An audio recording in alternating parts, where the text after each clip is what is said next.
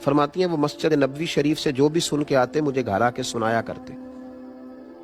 ایک دن وہ مسجد سے حدیث سن کے آئے تو بڑے خوش تھے اور آ کر کے مجھے کہنے لگے کہ ام سلمہ آج میں ایسی بات سن کے آیا ہوں کہ تم بھی اس پہ عمل کرو گی تو اللہ تمہیں بڑا ہی اجر عطا کرے گا۔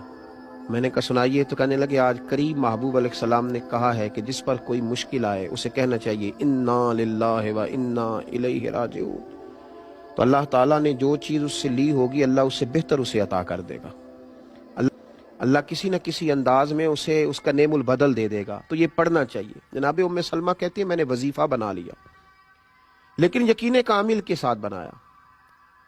میرا ضمیر اس بات پر مطمئن ہو گیا کہ واقعی اللہ نے جو لیا ہوگا اللہ اس سے بڑھ کر مجھے عطا کرے گا۔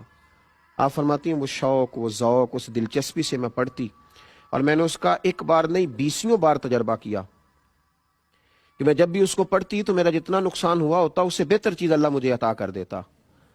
فرماتی ہیں مجھ پر ایک ایسی مصیبت آئی جو میں کبھی سوچ نہ سکتی تھی، میرے شوہر جناب ابو سلمہ انتقال کر گئے اور ایسا شخص چلا گیا، ایسا شخص اٹھ گیا جس کی لوگ مثالیں دیتے تھے۔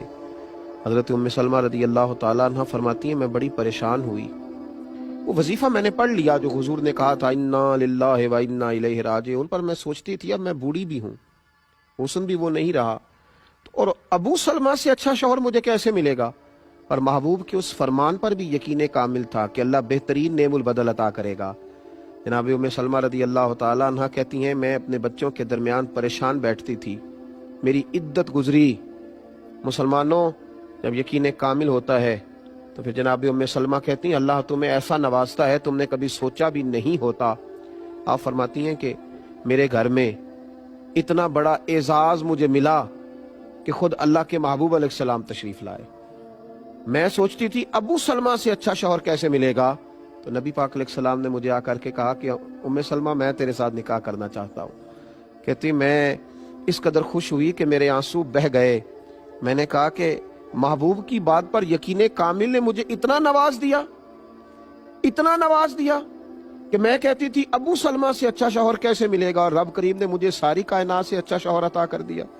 حضرت ام سلمہ کہتی ہیں میں نے عرض کی یا رسول اللہ صلی اللہ علیہ وسلم میں بوڑھی بھی ہوں، کوئی زیادہ خوبصورت بھی نہیں، حضور میں کوئی خدمت نہیں کر سکتی، تو یہ شفقتیں، تو حضور نے فرمایا بس میں تمہیں اور تیرے بچوں کو سہارا دینا چاہتا ہوں۔